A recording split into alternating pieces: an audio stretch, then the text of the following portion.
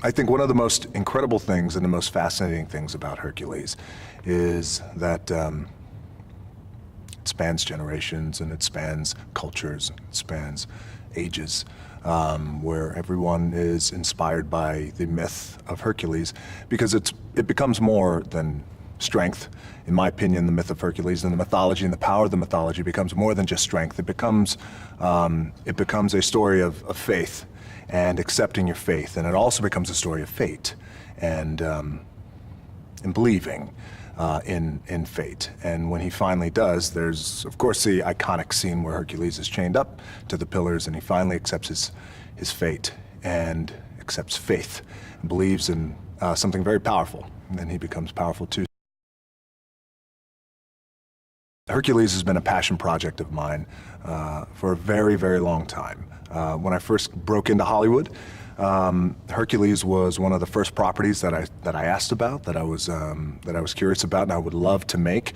And at that time, I broke in making a movie called The Mummy Returns, and at that time, it spawned a movie called The Scorpion King, and it was fairly close, in a way, similar in terms of tone. To Hercules, so we kind of put the Hercules thought on the back burner, but for a very long time I'd been interested in making Hercules. Plus, growing up, when I was a kid, I had always admired and had a great love and appreciation for individuals who were strong and who were able to accomplish things, I think, with their hands. And Hercules was certainly one of them. And you know, from the very first Hercules, Steve Reeves was such a great inspiration for myself and many other people out there. So Hercules has been a passion project of mine for a very, very, very long time. It's actually been 10 years in the making. So 10 years ago, we actually started talking about it in terms of developing it, and it's come a long way since then.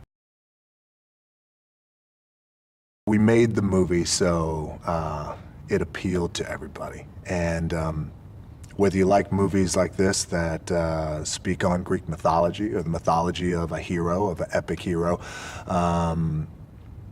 whether you get moved by that, or whether you get moved by characters, whether you get moved by story, or whether you get moved by visual, a visual template that's delivered to you, ultimately at the end of the day, Hercules, in my opinion, what makes it appealing to a very wide audience is what it's based off of. And what it's based off of is we get challenged every day, we get knocked down, we come back, but not only that, but we come back stronger.